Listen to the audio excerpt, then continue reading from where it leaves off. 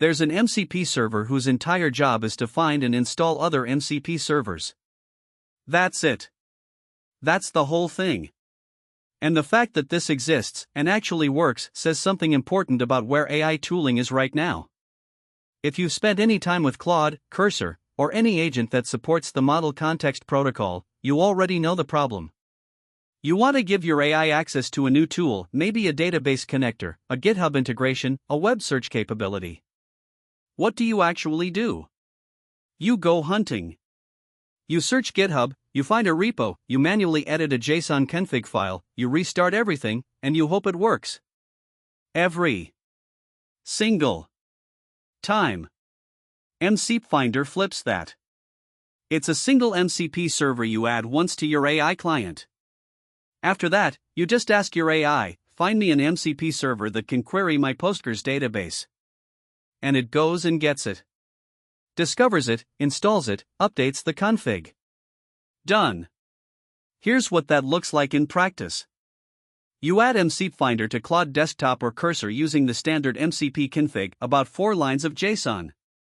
From that point, mcpfinder exposes 3 tools to your AI assistant: search for MCP servers, get details on a specific one, and install it. The AI can chain those calls. You say what you need in plain English. It searches the mcpfinder registry, pulls back results with descriptions and capability tags, picks the right one, and installs it into your local MCP config automatically. No manual editing.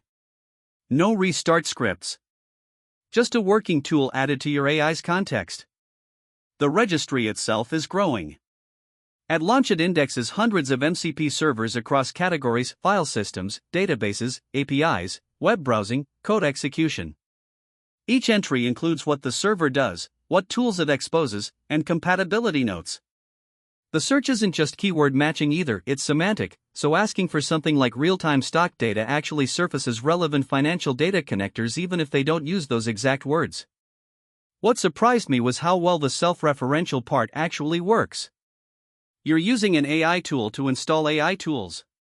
The recursion should feel like a trick, but in practice it's just useful. The AI already understands your intent. You don't need to know the exact name of the package. You describe what you want and mcpfinder's search does the translation. But here's the thing, this is not a solved problem yet, and mcpfinder is honest about that. First, it only installs servers, it doesn't manage them. There's no update mechanism, no version pinning, no rollback. If an MCP server you installed 3 weeks ago breaks because the upstream changed, mcpfinder won't tell you.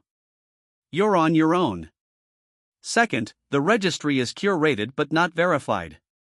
Anyone can submit an MCP server. There's no automated security scanning, no code audit. You're trusting that what you're installing is safe. For production environments or anything touching sensitive data, that's a real concern you need to think through.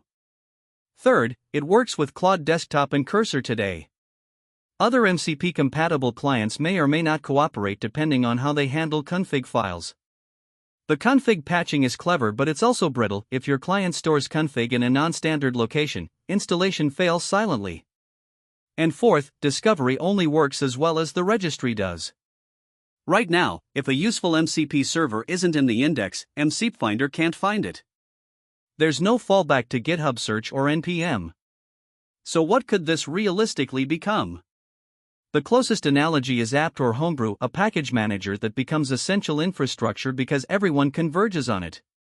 If the MCP ecosystem keeps growing at its current pace, the friction of manual installation becomes a real blocker for non-technical users.